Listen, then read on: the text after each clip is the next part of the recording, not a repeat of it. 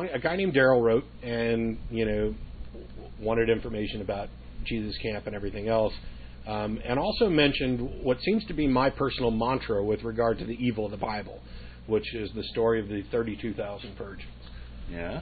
Yeah. And I rattle it off all the time because I think it's important that people recognize this, that no matter what kind of Christian you are, you can't shy away from the truth of this. And rattle that off real quick so we can know which kind of 32,000 virgins. That's the thing. The story's from Numbers chapter 31. And I put together a little thing last night that I'll just go through quickly. In verse 1, it says, "And Jehovah spoke to Moses, saying, Avenge the sons of Israel from the Midianites. Afterwards you shall be gathered to your people." Right off the bat, you've got the Bible stating clearly that this wasn't just Moses ordering this. This was God telling Moses. Yeah. So you can't let Jehovah off the hook. This isn't Moses' doing. This is really God's doing. God's order, according to the Bible.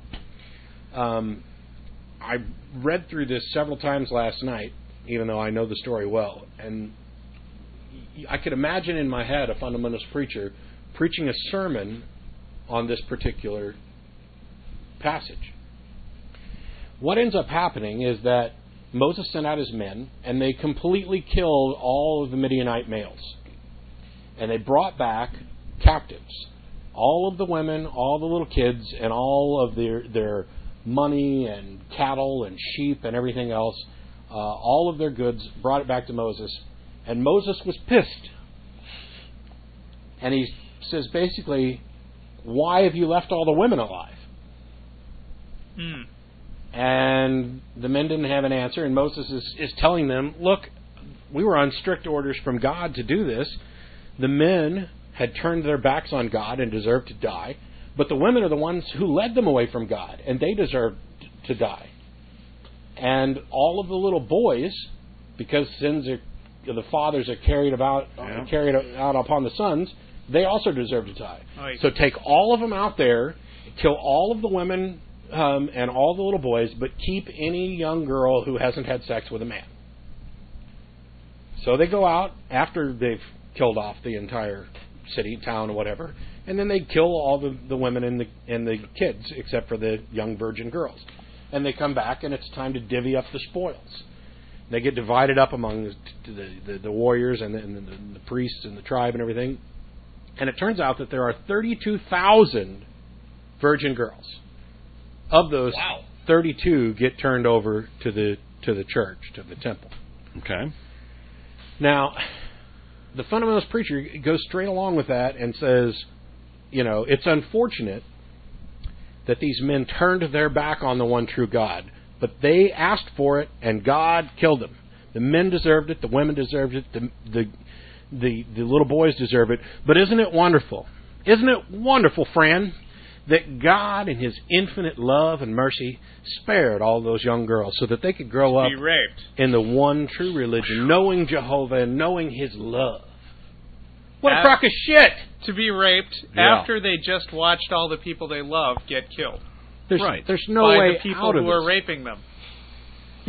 After they kill off all of those, Moses goes and has another talk with God, and God basically tells him exactly how to divide up the girls and all the goods.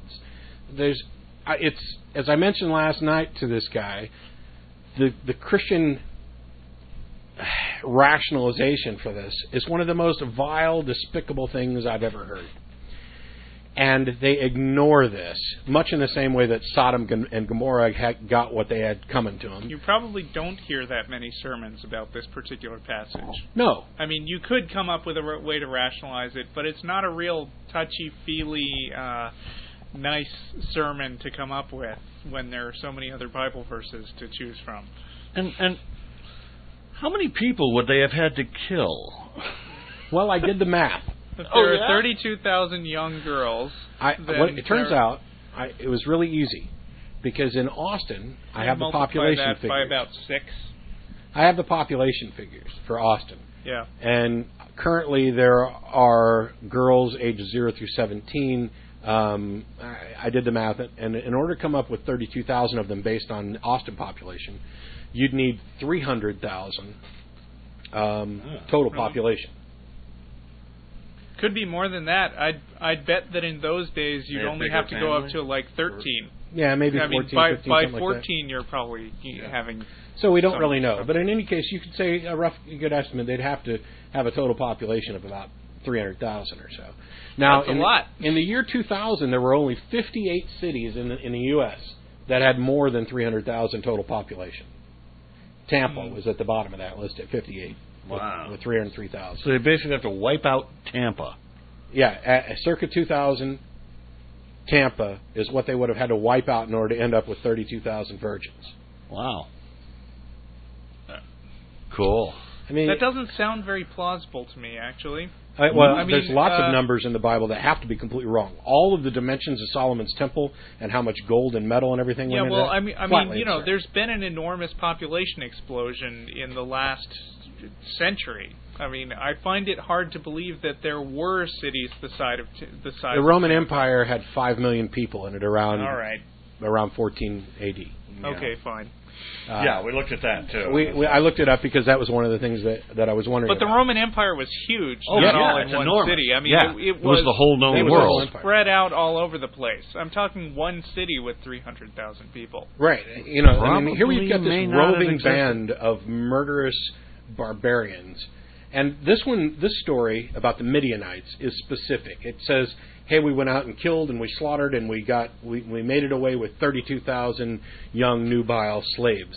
Go us. Woo. Pwned. Well, but all throughout the rest of the Bible, there's a whole bunch of stories where, you've got David utterly destroyed this tribe and utterly destroyed that tribe and utterly destroyed. Right. They don't even give the specifics on it. Right.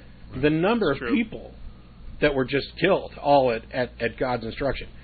But my thing about this whole story is that no matter Christians can rationalize it away, and my thing is that this would be incredibly appalling, even if it were about a single family. I went next door, and because they were deserving, I murdered the father, the mother, and the little boy, but I kept their 12-year-old daughter to myself. One family, one instance, makes this one of the most immoral, appalling things that could possibly happen. And yet now we've done it on a mass scale that it is a moral requirement. Yeah, well, for perspective, 300,000 is like 50 9/11s. Yeah. It's 10 times the number of U.S. soldiers who have died in Iraq so far. But it's only half the number, according to the recent report that came out, of Iraqis who have been killed. Right. Exactly where did all of this take place? Did they have some big city? How do you corral all of the women and children where you've got 32,000 of them are young virgins and you're going to kill off the rest? The alternative to this horrible slaughter of the city of Tampa population is that, the Bible's lying to us about the number. I hope. Let's hope. The important thing is that it doesn't matter. I don't think this story ever happened. I think it's far-fetched. I think their numbers are all wrong. But that would mean the Bible is bogus. But it doesn't matter. But you're right, it doesn't matter. Because it is portrayed as something that was just and good to do. Right. It's something that God supposedly did and put his seal of approval on. And if that had ever really happened, it would be horribly evil. Yeah. Yep. And that's why I agree with Mark Twain when he says that the God of the Bible was a malign thug. And I think Mark Twain was particularly nice. That is probably the most pleasant description you could give. Yeah, I've been drawing more